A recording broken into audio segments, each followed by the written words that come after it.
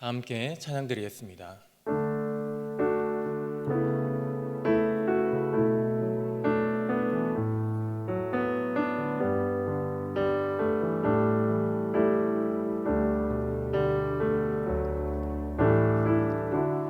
은혜 아니면 살아갈 수가 없네.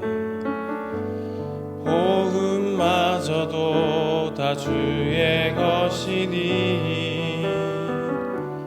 세상 평안과 위로 내게 없어도 예수, 오직 예수뿐이네. 은혜 아니면 살아갈 수가 없네.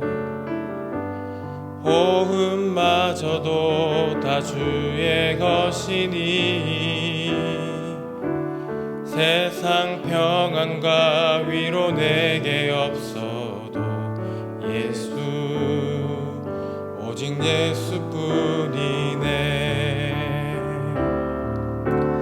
크신 계획 다 볼 수도 없고 작은 고난에 지쳐도 주께 묶인 나의 모든 삶 버티고 견디게 하시네. 은혜 아니면 살아갈 수가 없네.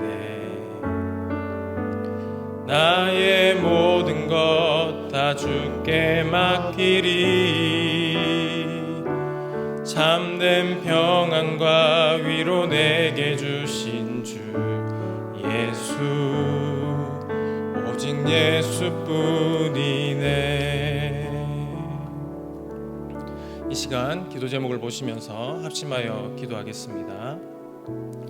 하나님을 주인으로 모시고 섬기는 해를 맞아 내가 내 인생에 주인 되었던 것을 회개하며 주인 삼았던 모든 것을 내려놓고 하나님을 나의 진짜 주인으로 모시고 사랑하게 하소서.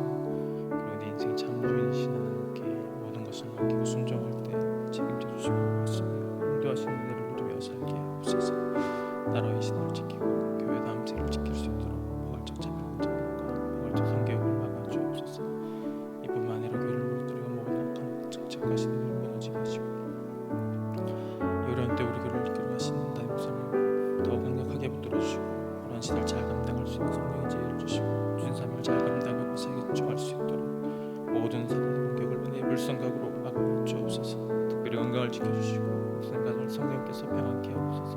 하나님 목사님께 넘치는 강력한 용건을 부어주셔서 세상을 힘있게 감당하게 하시고 다음 세대를 세운 일과 복음통일과 일방송교를 잘 감당할 수 있게 하옵소서. 하나님을 주인으로 모시고 섬기는 해를 맞아 내가 내 인생의 주인 되었던 것을 회개하며 주인 삼았던 모든 것을 내려놓고 하나님을 나의 진짜 주인으로 모시고 살아가게 하소서. 그리고 내 인생의 참 주인이신 하나님께 모든 것을 맡기고 순종할 때 책임져 주시고 보호하시며 인도하시는 은혜를 누리며 살게 하소서. 나라와 이 시대를 지키고 교회와 다음 세대를 지킬 수 있도록 포괄적 차별금지법과 포괄적 성교육을 막아 주옵소서. 이뿐만 아니라 교회를 무너뜨리려고 하는 모든 악한 정책과 신호들이 무너지게 하옵소서. 이 어려운 때 우리 교회를 이끌어 가시는 담임 목사님을 더 강력하게 붙들어 주시고 코로나 시대를 잘 감당할 수 있는 성령의 지혜를 주시고 주신 사명을 잘 감당하고 사역에 집중할 수 있도록 모든 사단의 공격을 은혜의 불성각으로 막아 주옵소서. 특별히 건강을 지켜주시고 목사님의 가정을 성령께서 평안케 하옵소서. 담임 목사님께 넘치는 영광과 강력한 영권을 부어주셔서 시대적 사명을 힘있게 감당하게 하시고 다음 세대를 세우는 일과 복음 통일과 열방 선교를 잘 감당할 수 있게 하옵소서.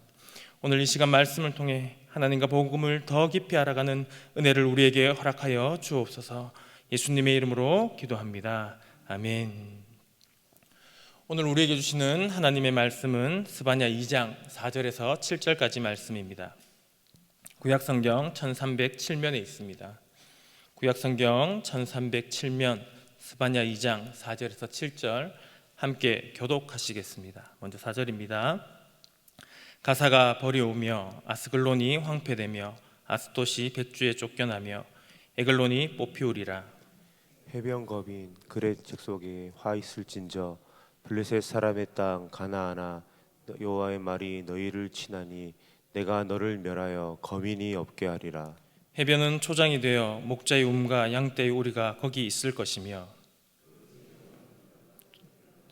돌아갈지라 그들이 거기서 양떼를 먹이고 저녁에는 아스글론 집들에 누우리니 이는 그들의 하나님 여호와가 그들을 공고하여 그 사로잡힘을 돌이킬 것임이라. 아멘. 요시야 시대에 하나님은 스바냐를 선지자로 부르셔서 메시지를 전하게 하셨습니다. 스바냐의 메시지는 총 세 부분으로 나눌 수 있습니다. 첫 번째 부분이 바로 1장부터 2장 3절까지의 말씀입니다. 이 첫 번째 부분에서 유다의 죄로 말미암아 온 땅이 뒤집어지고 창조 이전의 모습처럼 무질서와 혼돈에 빠질 것이고 예루살렘은 망하게 된다라고 선언하십니다.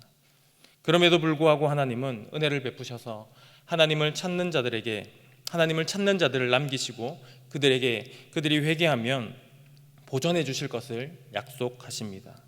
오늘 본문인 2장 4절부터 3장 8절까지는 두 번째 심판 메시지에 해당됩니다. 유다에 국한되었던 이 하나님의 시선이 이제는 넓혀지면서 주변 나라들로 향하게 됩니다.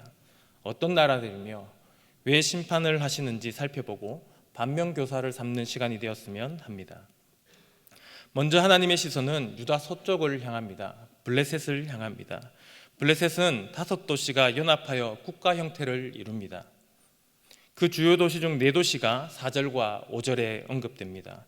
가사, 아스글론, 아스돗, 에글론이 언급되고 가드는 언급되지 않습니다.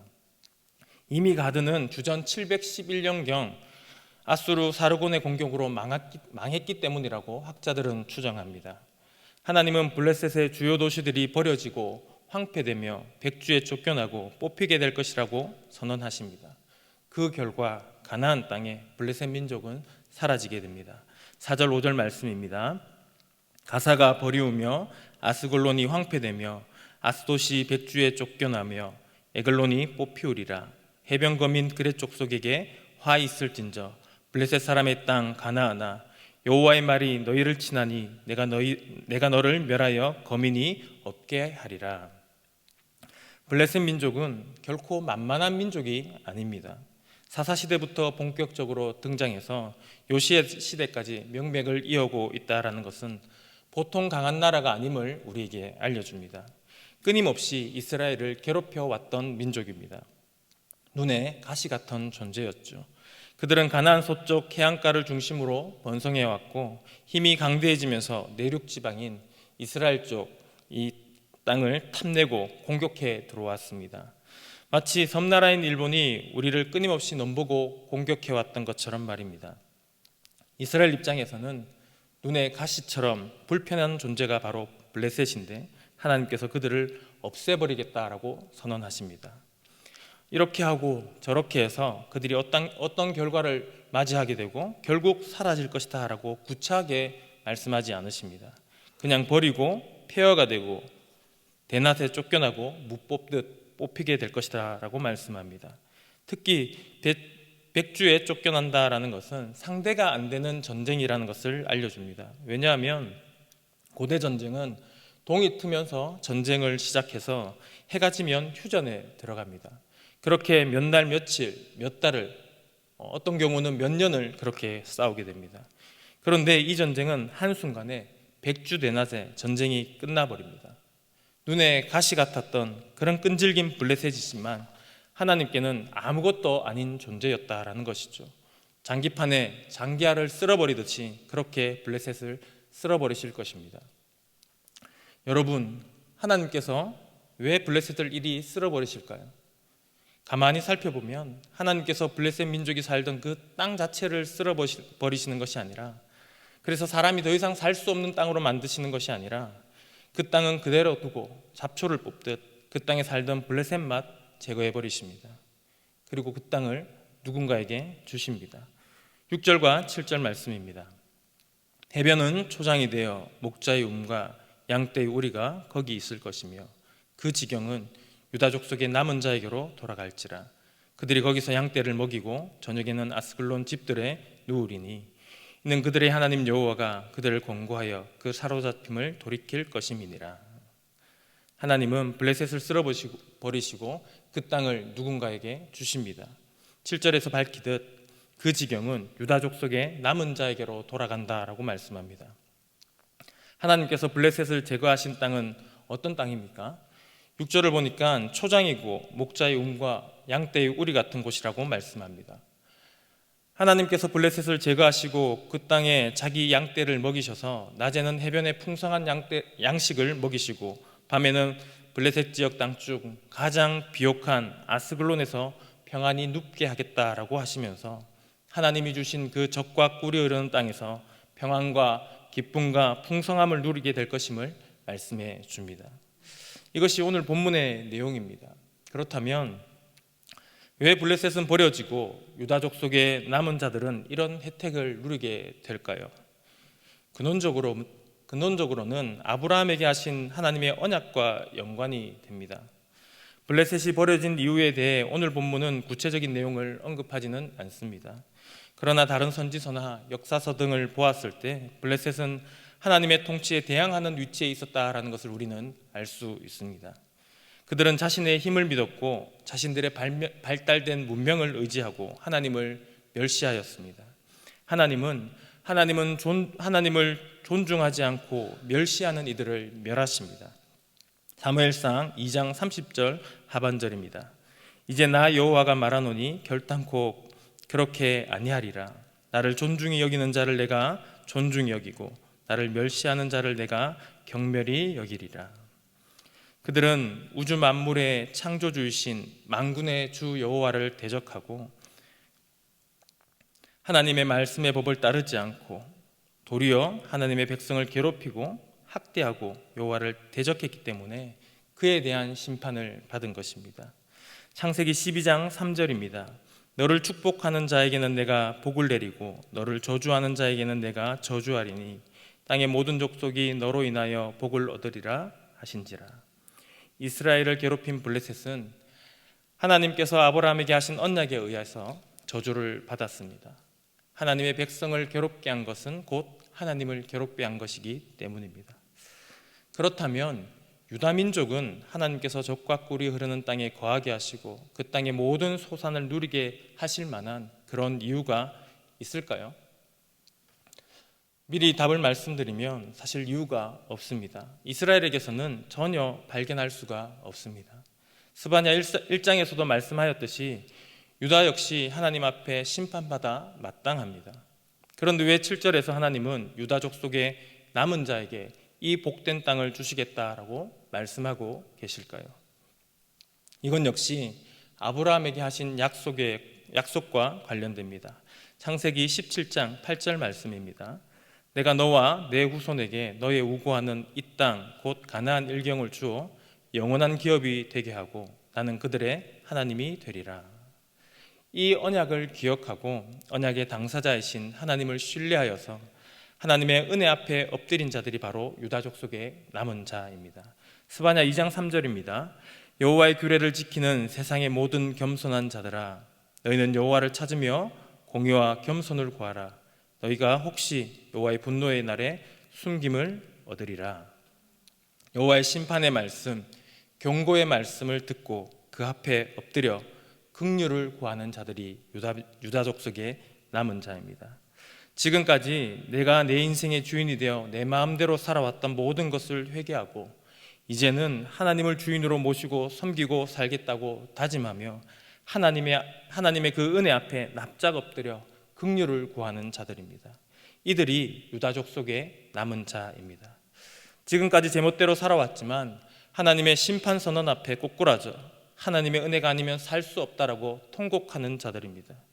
따라서 적과 꿀이 흐르는 그 땅을 유다 족속이 누릴 수 있는 유일한 근거는 오직 하나님의 은혜 때문임을 명심해야 합니다. 마찬가지로 영원한 심판의 메시지 앞에 꼬꾸라져 십자가 대속의 은혜가 아니면 살 수 없다고 통회자복하며 자기 십자가를 지고 주를 따르는 자들이 영적인 유다 족속의 남은 자입니다. 우리가 이 땅에서부터 새하늘과 새 땅을 누릴 수 있는 유일한 근거 역시 오직 하나님의 은혜의 복음 때문입니다. 그들의 잘남이 아니었듯이 우리의 잘남이 아닙니다. 그들의 행위가 선해서가 아니듯이 우리의 행위가 선해서도 아닙니다. 그들의 혈통이 좋아서가 아니듯이 우리의 사회적 신분이나 스펙이 좋아서도 아닙니다. 오직 언약에 신실하신 하나님의 은혜 때문입니다. 회개하고 엎드리는 자에게 한량없이 부어주시는 하나님의 은혜 때문입니다. 말씀을 정리해 보겠습니다. 히브리서 기자는 이렇게 선언합니다.